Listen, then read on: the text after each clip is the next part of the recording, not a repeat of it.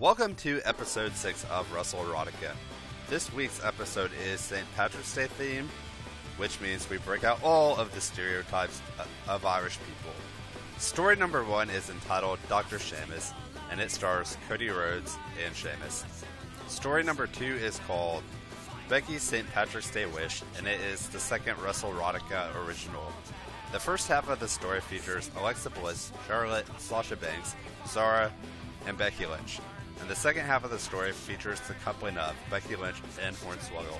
And without further ado, let's proceed with this week's stories.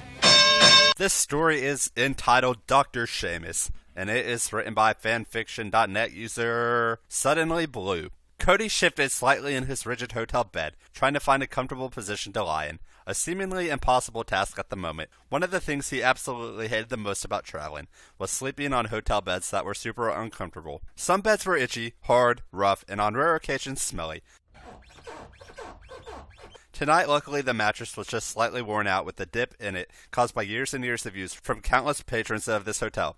Usually, the WWE would foot the bill for at least 3-star hotels. The top superstars, of course, were traded to the luxury of 5-star hotels. However, there was some big energy convention happening this week, and all of the upscale hotels had been booked solid, so they had to settle for a less than stellar sleeping dump like this. The situation was made worse by the fact Cody was hot, very hot. It was at least 86 degrees Fahrenheit outside in the New York City night, and the air was 100% humid. Take also into account that Cody had been horny for quite some time now, due to his extremely sexy roommate gracing his presence all the time in the most provocative of situations. The Irish brute Cody had been paired up for this month's room assignments was on his mind all the time. They had worked alongside one another for years now, but for some reason, Cody was seeing him in a new light. Perhaps it was because of Cody's recent breakup with Randy, or perhaps Steven became more comfortable with his sexuality after revealing in an interview that he was gay. I'm a WWE superstar, and to be honest with you, I'll tell you right now, I'm gay. Whatever it was, Cody was hooked on Steven and was determined to sex him up, one way or another. It wasn't that Cody was some backstage whore or anything, although he could be a whore at times with his various random hookups when he wasn't dating anyone. No, it simply was the fact that Cody was a sexually adventurous person, and he craved sex all the time, all day, every day. I am, in fact, a sexual addict. Randy was able to handle such a heavy workload. However, it recently came to his attention that Randy was more active than Cody was, particularly with other people. Cody plays second to no one, so he decided then and there to end things with the apex predator. It was tough seeing as how Randy had a way with satisfying Cody's ravenous appetite, but he valued himself too much to allow a man to cheat on him, especially with someone as dire as Justin Gabriel or Brad Maddox. No way. Now, Cody was on to his new conquest after several spotty one-night stands with various WWE crew members, a different take from sleeping with other superstars or ring rats. He had bashfully been flirting with Steven for 2 weeks now, constantly trying to show off his sexy curves, washboard abs, and firm ass to the Celtic Warrior. But Steven didn't respond to his advances. No, he simply ignored them, much to Cody's frustration and childlike confusion. Steven just went about his business as if not observing Cody practically advertising his body for sexual use. Why isn't this working? Cody thought to himself, as he propped his head up on the flat pillow that he had to use. Steven was quite reserved when it came to dating. In fact, no one really knew if he was dating anyone at all. Hell, no one really knew his sexual orientation before one day revealing it in a magazine interview. Vince doesn't really mind gay wrestlers in his promotion. Look at that mass! But one thing he tolerates is finding out information from the media and not from his wrestlers directly about their personal lives. Blindsiding the CEO earns you a few weeks of mundane matches and little airtime on TV. Steven quickly learned his lesson and was more upfront with his personal life, but still held his reserves. Cody didn't really understand this Irish-born wrestler any more than he understood quantum physics. However, he was dedicated to learning everything about him, studying him, and getting closer to him. Cody's most advanced seduction techniques didn't seem to faze Steven at all. They were guaranteed to reduce even the most stubborn of men to a state of putty, but not this man, not the great white Seamus. He tossed and turned for a few more minutes before earning a grunt from his sleepy roommate. "Do you have something to say, Steven?" Cody asked, annoyed. He wanted Steven to fuck him to help relieve his tension, but right now it was too damn hot to be playing mind games with the Irishman. "Fuck you, Rhodes! Stop moving around and go to sleep already." Steven shot back. He turned on his bedside lamp and sat upright on his bed, pale creamy legs dangling off the side, and wiped his brow from the trickle of sweat that had collected. Steven, too, was frustrated with the temperature of the room and the outside heat, but at least he had a comfy bed and cool memory foam pillows that he brought to lay down on. He was exhausted and just wanted to get some sleep, but his complaining roommate kept him from this task. Cody moaned and shifted yet again. He wasn't going to get any sleep in this heat, so he gave up. He sat up and started at Steven. He was wearing nothing but a tight pair of dark red briefs that hugged every asset he had nicely. Cody licked his lips seductively without thought and put on his best sad puppy dog face. He was ready to claim what was his. Heat be damned. Cody got up and turned on his bed lamp and moaned. He had an idea that was sure to win over his crush. Ouch! Cody whined with a hint of sluttiness laced in his cry. He started rubbing his ass slowly, making sure Steven saw. He not dare turned his head to make sure Steven was watching, but if he had to guess, he was. Steven sighed. What? He questioned. Well, it's private. I can't tell you. Cody countered. Steven rolled his eyes and laid back down to go to sleep, when Cody let out another cry, louder this time. Steven fussed and got up from his bed and walked over to Cody, looking down at the dashing wrestler in distress, withering in pain. The fuck is wrong with you, fella? Steven asked. It hurts! Cody unintentionally yelled out. It hurts, he said softer this time. Curving a frown on his lips, he looked up at Steven, admiring his hair and face. God, he was so sexy when he was mad. What hurts? Sheamus scolded. He saw that Cody was rubbing his ass. He stared for longer than he had wanted to, but he needed to find out why the hell this man was complaining of pain. The sooner they got this resolved, the sooner he could go to sleep. I told you, it's personal, Cody shot back. You know what, Cody? Fuck you. Tell me what it is. Cody smiled internally. He had Steven baited and was ready to reel him in. I'm sorry, Finn. I can't tell you. Steven grunted. First off, fella, don't call me that. Second, you better tell me what's going on. Cody let out a nonchalant sigh. Well, Steven, I'm hurting down there. Cody pointed to his bubble butt, slightly jiggling it to emphasize its round effect to seduce Steven even further. Steven took a gulp that didn't go unnoticed by Cody. He wiped his forehead and shrugged his shoulders. What happened? Steven inquired. I don't know, but it just hurts. What hurts exactly? Steven continued. Cody knew it was time to go for the kill. Well, it's what? Steven demanded. He needed to know. It's my hole, okay? My hole. It itches. Steven froze, eyes wide open as Cody got on all fours on his bed, and slowly pulled off his underwear to reveal his shapely globes, and peeking out from between his cake, a tender pink hole appeared. Steven fought back to contain himself at the sight of a delicious man pussy he wanted to devour so much. All you can eat.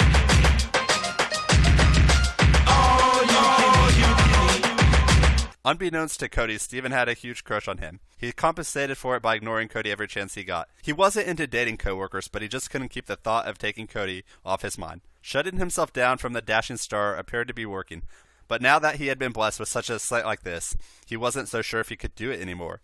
Steven's throat became dry as he attempted to compose himself. It itches, huh, fella? Steven asked. Cody nodded with childlike eyes. Can you be a friend for me right now, Steven? And take a look. Does it look okay to you? Cody reached his right hand back and spread his ass cheek apart, revealing more of the quivering hole. Steven studied it carefully. He couldn't see much of its full glory from afar, but dared not to approach. I'm sorry, I can't. Maybe you should see a doctor in the morning or something. You know, someone who... No! Steven, I can't wait until the morning. I need you to take a look at it. I trust you, please. Just come here and look. Steven licked his lips without thought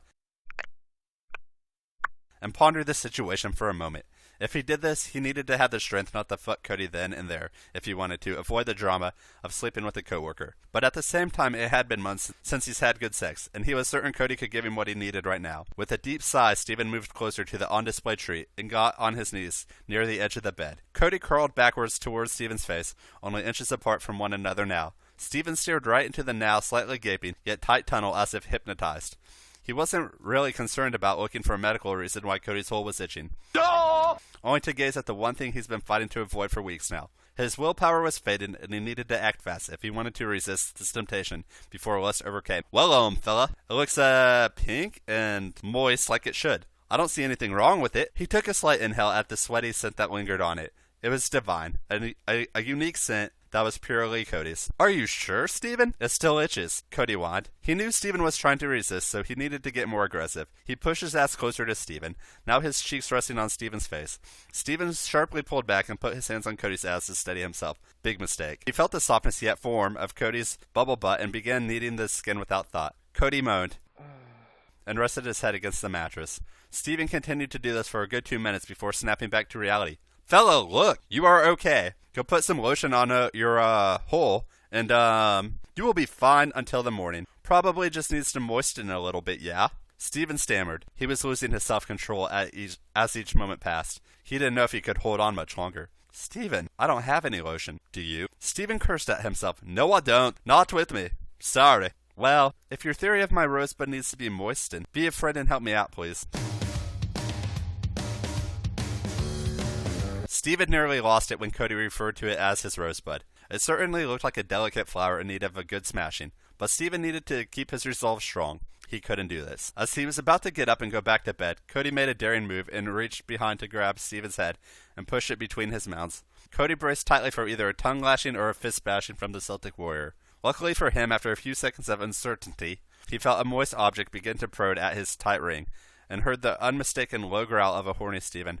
"Ah!" Cody moaned, as Steven began thrusting his tongue deeper and deeper inside him. Cody was riding a wave of euphoria as Steven tongue-fucked him fiercely. In and out it went as the moist organ swirled against his insides. Steven kept himself silent except for the random grunts as Cody forced himself from moaning loudly in fear of waking up the other tenants in the hotel. He muffled his whines by burying his face in a pillow. Steven ate Cody's whole with greed, exploring as deep as he could and enjoying the taste. He was drunk on Cody's slutty moans as he experimented with the intensity, depth, and angles of his attack. His member is at its peak of firmness and weeping pre-cum. He on occasion rubbed his face across Cody's hole and cheeks before getting back to business.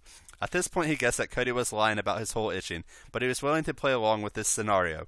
Steven kept up his pace for a few minutes before abruptly pulling out and giving Cody's ass a hard smack.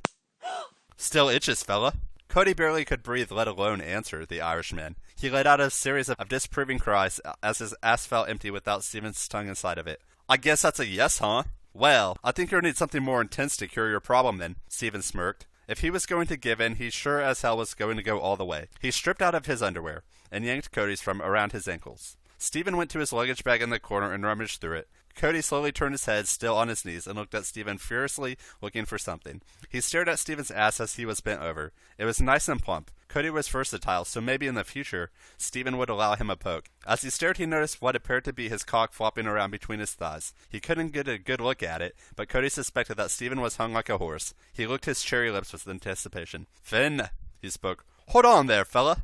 I'll be over in just a sec," Steven replied. He turned his head and gave Cody a sexy wink as he went back to his scavenger hunt. Cody was in heaven. He was going to get his treatment from Steven soon enough, and he was happy. Steven was the hardest conquest he'd ever broken down, but something told him that Steven would be more than just a conquest. He wanted more than that from him. He wanted a relationship and wouldn't stop until he got it. Aww. "Found it!" Steven exclaimed as he shot up holding in his hand a small bottle of water-based lubricant. He hurried over back to Cody and sat on the edge of the bed. Cody's ass was still hovering near the side of his face. Both men were hard as rock at the moment, and Steven needed to ensure they were both taken care of before the night's end. "This treatment will involve a bit of probing with something much bigger than a tongue. You okay with that?" Steven asked coyly. Cody nodded briskly. "Yes, Steven. I want it so bad.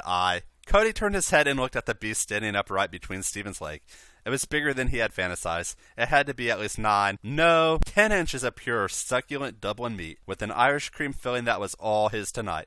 Thick and beefy, just like he liked them. Steven popped open his bottle of lube and was about to apply it to his length when Cody scurried over and swallowed him whole in one giant gulp. "Fuck!"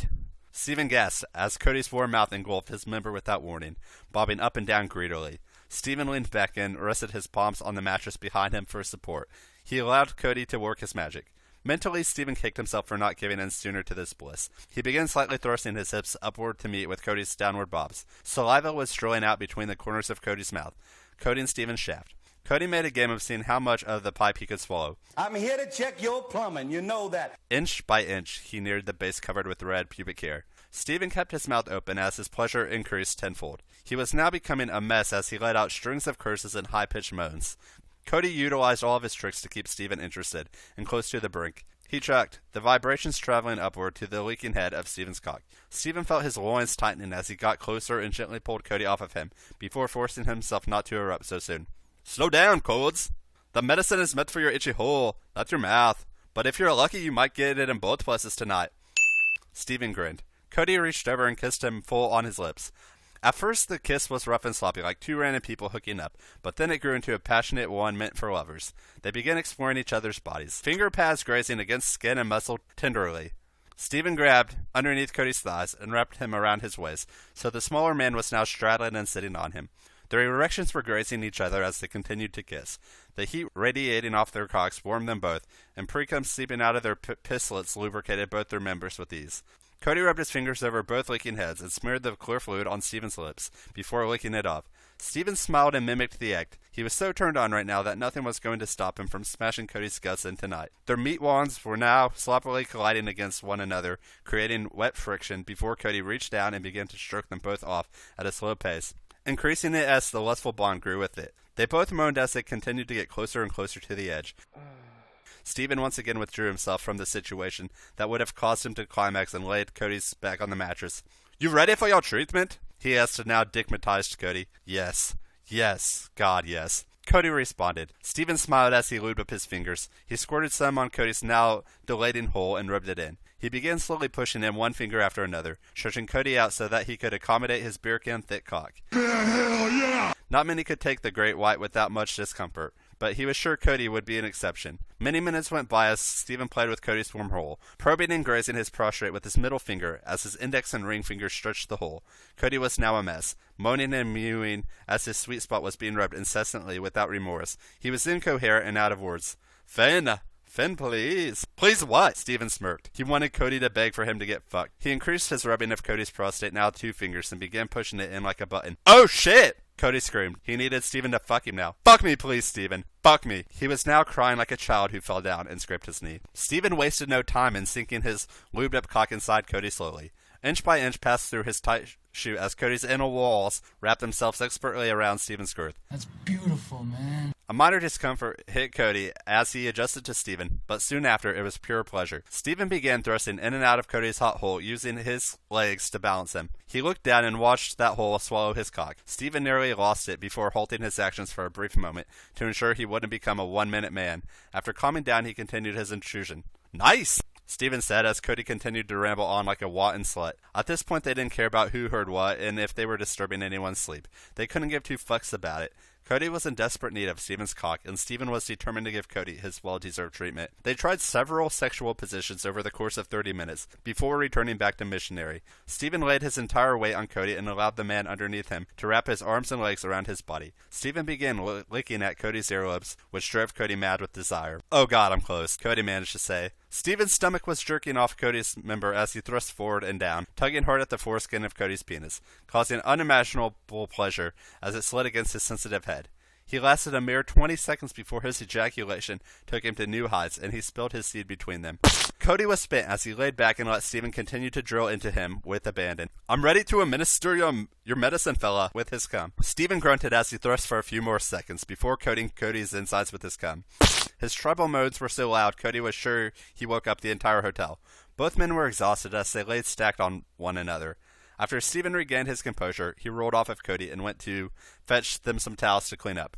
Cody lifted his legs and watched as his hole was leaking with Steven's semen spilling out. Steven smiled at Cody's fascination at how filled he was with his cum. He leaned down and lapped at Cody's hole, catching the extra spillage on his tongue, and swallowed it down. He tossed Cody a towel, and they both wiped themselves down. After both men were clean, they spooned in Steven's bed. It was much more comfortable than his own, Cody noticed. "Why do you get the better bed?" Cody scoffed. Steven chuckled. "Because I was here 3 hours before you. That's why. The early bird catches the worm, they say."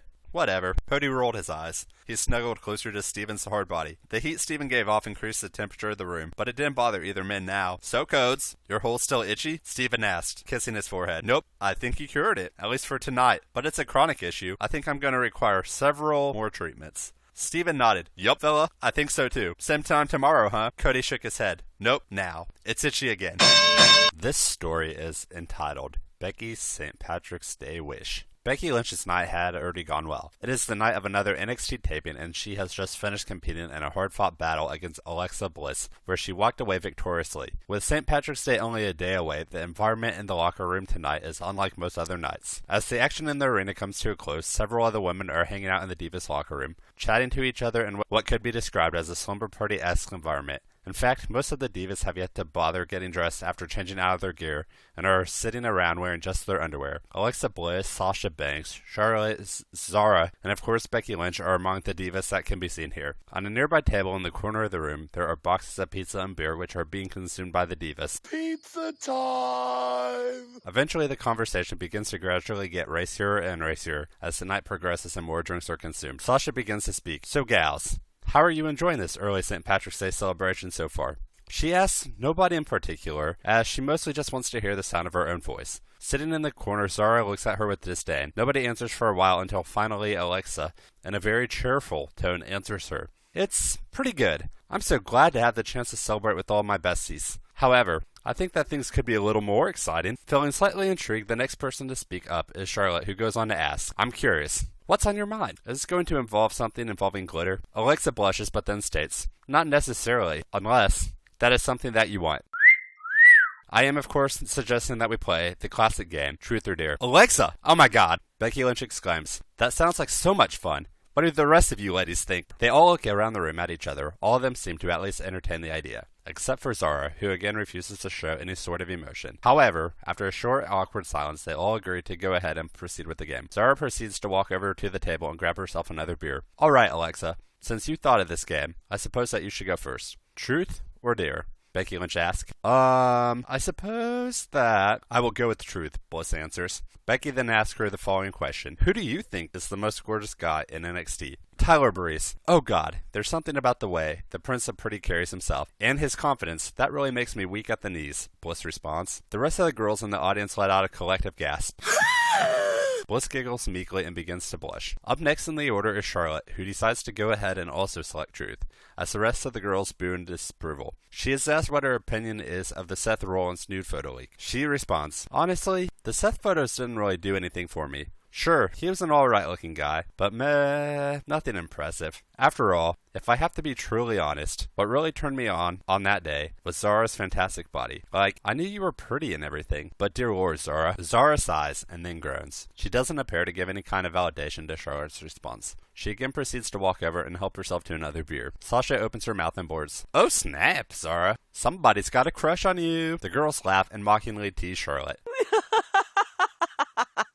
But it's cool, Charlotte. Nobody blames you. We all agree that Zara is beautiful. We wouldn't mind allowing her into the best of everything, as we would love to find out if she meets the other qualities of the club. Banks says coyly. There are other qualities, such as, Zara asks, finally beginning to show even the slightest of interest in this game. Sasha looks at her as a smile begins to form on her face. She responds, oh, there are far more skills that we are interested in as members of the best of everything, and wouldn't you like to know them? Zara pleads for Sasha to tell her. Sasha looks at Becky and remembers that they are playing a game. Are you sure that I can tell her, Becky? After all, it isn't even her turn in the game yet. Lynch states, actually, it should be Charlotte's turn to ask a question to you. Charlotte, would you mind allowing yourself to be skipped for now and letting Zara take your turn? Charlotte nods her head in an agreeing manner. Zara then proceeds to ask Sasha the obvious question of whether she would like a truth or dare question, and Sasha, of course, says truth. Zara asks her, so really, what other skills does Best at Everything look for? You have to be not only one of the most beautiful people, she answers, but we also look for other people who are expert lovers. After all, when we say we are the best at everything, we mean everything. Now, with your gorgeous body, we are confident that you at least meet half of the criteria. However, we are unsure of how you stack up in the bedroom. Have you even eaten a pussy ever? Or looked another girl's butthole? Wait. Are you telling me that you and Becky have been a couple before? That you perform these kinds of sexual acts on each other? Asked Zara.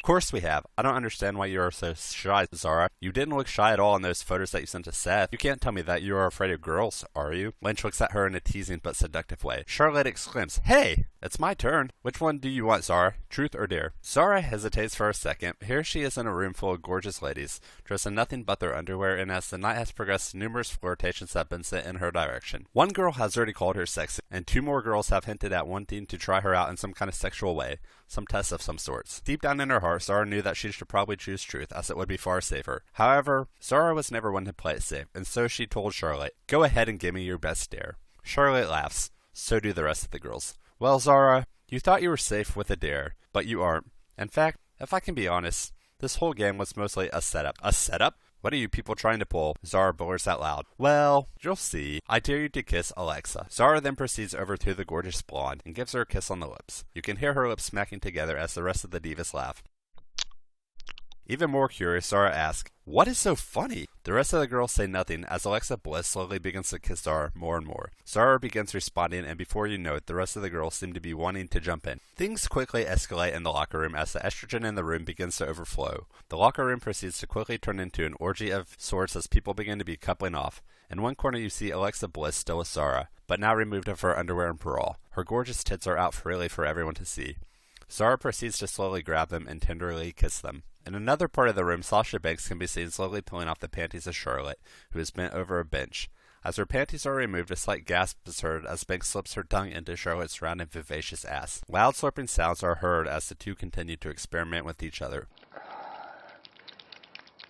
Becky Lynch sits alone, watching this all. Sasha hooking up with Charlotte, Alexa hooking up with Zara, and as she watches this, she begins to feel her pussy dampening in delight. Her panties are now beginning to be soaked more and more. However, she is reluctant to join in the action. After all, she has a fantastic view of all the girls, and for now this satisfies her. She slowly slips off her panties as she continues watching the other girls. She removes her own bra and slowly rubs her hand up and down her body. She then focuses her attention on Zara. Zara and Alexa are now both fully naked, and Zara is on her knees blissfully eating out Alexa Bliss. Bliss's cheerful expressions and bubbly persona in the ring are also on display as her pussy is eaten out and she begins to moan in a high-pitched and bubbly way. "Oh, Zara! Zara! Keep licking me there!" Zara, dutifully, continues going down on Bliss's pussy. Changing her viewpoint, Lynch's attention is now diverted to the sights of Charlotte's vivacious ass, still being rimmed by Sasha Banks. The expression on Charlotte's face is of pure ecstasy and delight. Lynch's hands continue to move up and down her body as she continues watching. Her dampening pussy is now forming a pool of fresh juices on her pubic hairs. She begins to slide a finger in, and then another, as she slowly masturbates to the action. Flair begins to moan loudly. "Woo! Come on, Sasha. Show the nature girl. Woo! How to eat an ass. You know you love eating my filthy ass." Banks flicks her tongue harder and faster into Charlotte's butthole, until Charlotte finally pleads with her to slow down, as she doesn't want this delight to be over yet. Lynch has now quickened up her stroking of her vagina.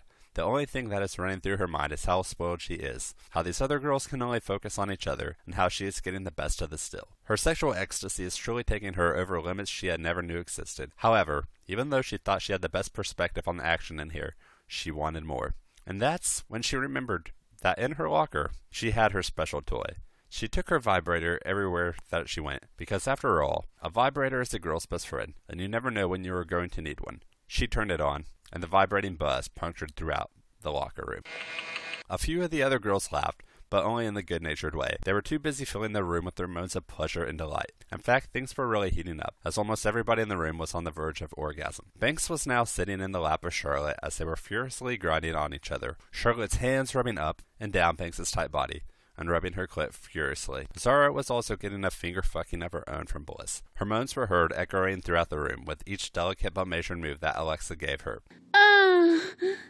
All at once, the room seemed to explode in an avalanche of orgasms. The first person to come was Charlotte, who let out more than a gentle woo. She was then followed by what seemed like a round of rapid-fire moans and squeals.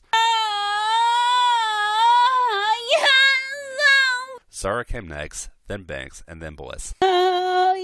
However, the vibrator still seemed to hum on in the background, as Lynch was still treating herself. The rest of the girls gleefully watched as Lynch put on a show for them. They thought to themselves that this girl can really take it. Minutes passed as Lynch was still going on with her vibrator with her moans rolling out one after the other. It wasn't until a good 10 minutes later when she finally orgasmed and let out a room-shaking squeal, and a loud squirt of ejaculation escaped from her. In fact, it was such a large squirt that Banks, who was sitting the closest to Lynch, got some of it on her. Nobody had known that Becky Lynch was capable of squirting until then. After a few minutes had passed, the girls shyly began to clean up. As the sexual energy in the room died down, the girls began to act normal again, almost as if what just happened didn't really occur. However, the silence was finally broken by Sasha Banks. Banks declares, "We didn't mean to leave you out, Becky. It just kinda happened, I suppose. But you definitely seemed to enjoy yourself, and you looked amazing. We also never got to finish our game of Truth or Dare. You never got a chance to go." Becky couldn't believe herself. After watching such a spectacular orgy go down, her partner in crime still wanted to keep this game up. This child's game at that. However, she thought to herself, what the hell could it hurt? After all, if she was lucky, maybe they'd get around too. So, she chose Dare. Nobody knew her more than her partner, though, and Banks really made it count. Banks dared Becky to call and make plans with the one superstar in the WWE that she craved the most. The one WWE superstar that she needed to have. The one WWE superstar who Becky wanted to fuck the most. She called Hornswoggle. The next day, Becky Lynch awoke in the comfort of her home, in the comfort of her own bed, wearing nothing more than a pair of white satin panties. The sun shining slightly through the curtains illuminated her breasts as she removed the covers. She tried to remember everything that had happened last night. Did her night really happen? As she proceeded to the kitchen to get ready for the day and prepare herself some coffee, the memories started to flood back. She remembered watching Zara and Alexa. She remembered seeing Sasha Banks' delicate pussy getting destroyed by Miss Flair. She even remembered how she and her glorious dildo became the final act of last night's glorious orgy. Upon recalling all of this information, she quickly smiled to herself and seemed content. She had a feeling that today was going to be a good day. It wasn't until she had finished her first cup of coffee and a croissant that she remembered something else. Suddenly she was filled with a slight sense of despair and worry. She rushed to her room where upon her nightstand was sitting her telephone. It was flashing, and now she was really panicked. She checked her cold numbers, and that's when she realized what she had done. Last night, after everything else, she had finally done it. She had called him, the guy that she had been crushing on for so long. Her phone was still flashing, and she knew that this message had to be from her crush. She had to know exactly what he wanted. The voice message came from Hornswoggle. His voice rang through her phone. "Hello, Becky.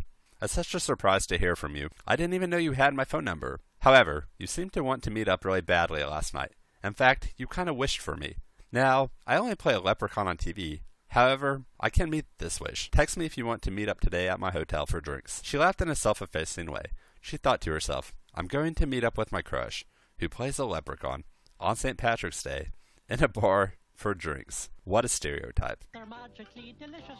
She didn't care, though. She knew that she would never have the nerve to arrange for another meeting. And stereotypical Irish behavior or not, she knew that she was going through with that date tonight. She immediately texted Hornswoggle back with a message reading, "See you at 7. The rest of the day, Becky Lynch continued to panic. She wanted to make such a good impression on Hornswoggle that she worried about every last thing. She rummaged through her closet trying to find just the perfect outfit to wear, and she rummaged through her underwear drawer just to find the perfect underwear. At 6:30, she left her house and proceeded to make the short drive to Hornswoggle's hotel. Hornswoggle was staying at a La Quinta Inn, which struck her as quite particular and odd. She didn't question it for long, though, as she headed to the bar and ordered herself a Jack and Coke. She slowly gulped it down and waited patiently for her date. Finally, at around 6:50, she saw him enter the bar dressed in a green tuxedo t-shirt and blue jeans. It wasn't difficult to notice him. For what he lacked in size, his exuberance far made up for it. Upon seeing her, he immediately gave her a hug. "Damn, Becky, are you dressed up for me? Or are you always this fine?" he said, as he proceeded to give her the once-over. No, actually the twice-over. Becky was dressed in a stunning short red cocktail dress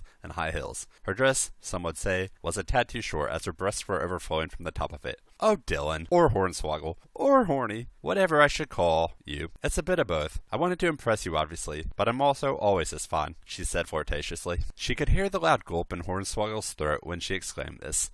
The two of them proceeded to get a few drinks and make more small talk. The night seemed to be going well, and the two of them couldn't take their eyes off of each other. While there were only a few people in the bar, it seemed like they were in a world of their own, a world in which both of them seemed to prefer. "So, Hornswoggle, why are you staying at a La Quinta Inn? This seems like a place that would normally be below you." Lynch stated, "Well, if you must know, it was the only uncrated place in town this weekend.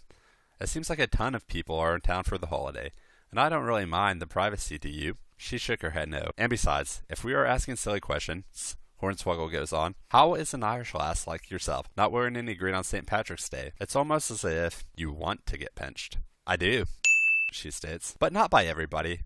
And who is to say that I have absolutely zero green on?" She winks at him, taking this as a sign that she wants to proceed with more. Hornswoggle immediately calls over the bartender and settles the bill. She looks at him with intrigue and begins to smack her lips together. "Let's head to the room then. After all, I have some shamrock exploring that I need to do," Hornswoggle states. They head upstairs to the suite at La Quinta Inn, which Becky Lynch is surprised by. She didn't expect much from this room. However, it turned out that Hornswoggle had done his best to decorate the room and make it more seductive. From the door to bed were four-leaf clovers spread along the floor, and candles were burning throughout the room. "Oh, Horny, did you do this all for me?" she asked with a hint of seduction in her voice. And if you did all this for me, there must be something that I can do in return for you. Is that right? Well then, fine. After all, it is what I wanted all night, if I have to be honest. And you said you wanted to find the shamrocks earlier. Well then, undress me. With that, Hornswoggle proceeded to spring into action. He grabbed Lynch's hand and walked her over to the bed, where he then proceeded to slowly and gently kiss her. Her lips felt so soft and smooth as they ran across his facial hair. He began to kiss her neck and work his way lower and lower on her body. He could tell that she was already enjoying every smooch and every smack of affection that he was giving her. She exclaimed, "Oh God, Horny, I love how your facial hair brushes against my body." Swoggle continued to make his moves. He began to rub her soft ample melons, still barely contained in her tight cocktail dress. He gave kiss after kiss onto her breast before placing one in each hand and rubbing them slowly.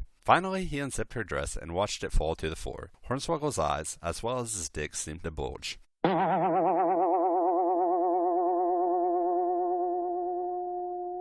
He slowly took everything in. For the first time he could see Becky's glorious body, from her soft but ample breasts glowing in the candlelight to her gorgeous tan legs to her beautiful bronze ass. It was then that Hornswoggle finally noticed that Becky did have on some green. It turned out that she was wearing green panties for the holiday. As he went to take them off, he noticed they had the following text on them: "Kiss me, I'm horny." Hornswoggle himself was also quite horny, especially at this open invitation to finally see the privates of Lynch. He removed her Irish-themed panties and continued kissing her thoroughly around her body, light kisses to the navel area and up and down her thighs. He could start to smell the whiffs of wetness spreading throughout the room. This turned him into a savage. He immediately knew that he had to taste Lynch's essence, and he had to taste it now. His wet tongue began to slide up and down Lynch's vagina as she began to buck her hips more and more into it. "Damn it, Dylan! I've wanted this for so long, and it feels good." Moaning loudly, she continues, "Keep licking me, baby. I want to be licked real good." His tongue darting in and out of her pussy, she continued thinking to herself about the ecstasy that she was in, under the sexual spell that she was under, and how good it felt to finally be hooking up with her crush. And as she thought of this, she started to think about how greedily she became, and how hungry for a Hornswoggle's dick she was. "Come on, baby. I need some of that dick right now." Hornswoggle stopped what he was doing and stood up, as she proceeded to drop to her knees and undo his pants. His cock flopped out of his jeans and stood straight up in the air. Hornswoggle's cock was rather impressive, unlike most people assumed. The rumor of midgets having small cocks wasn't true, at least in Hornswoggle's case. His massive 8.5-inch member was swinging right in front of Becky's mouth. Well, it was briefly, before Becky decided to wrap her warm lips around the tip of his member. She then slowly began to take more and more of his dick into her mouth. The gagging sound seemed to amplify as she proceeded to deep throat more and more of his dick. This didn't stop her, though, as she continued chomping down that cock, sucking it harder and harder. With her other hand, she grabbed his nuts and started playing with his balls. He could feel himself starting to swell up, his balls almost ready to explode. "Oh, baby, that's it. But I need you now. Bend over the bed, baby." His balls dripping wet from the saliva of her mouth, Hornswoggle easily slid into the now bent-over Becky Lynch. His cock enters slowly into her slit, and she lets out a slight squeal of delight. He teases her and takes his time entering her. "Is this what you wished for, baby? Is this why you called me last night?" She doesn't care, but merely lets out another moan. Hornswoggle grins to himself knowingly. He continues pounding away, going deeper and deeper into her vagina. She lets out another moan, followed by a deep squeal. "Oh God, Horny! Is that why they call you Horny? I knew I wanted you, but I never knew how much of a hunk stud you were. Pound me, baby." From his angle, he could see her ass shaking like a shamrock shake. He knew that she didn't have much left in his tank and that his stamina was running low. However, he furiously continued to pump away, up and down, and as he pumped away, he could feel her pussy clenching down on his dick. He had never felt any female clamp down on his dick before, and he knew that this would send him over the edge. "Oh God, Becky! Oh God!" he moaned. "I can't handle that. Clamp on my dick harder and I'm going to come." "Fucking come already, baby. Come up all into my va." She couldn't even finish that sentence before she felt the hot liquid spray deep into her hole. Her warm hole now glistened with her. She sighed in an exhausted manner. After cleaning up, the two of them lay next to each other on the hotel room bed. Exhausted but with huge grins on their faces, they each knew that this was the best St. Patrick's Day ever. Hornswoggle turned to Becky and said to her, "Let's make this a yearly tradition." She laughed at him and said, "No, stupid. Let's make this a nightly tradition." The end. Thank you for listening to episode 6 of Russell Erotica. As always, please be sure to check us out on Stitcher.fm, iTunes, and at our website at RussellEroticaPod.com. Thank you and have a good week.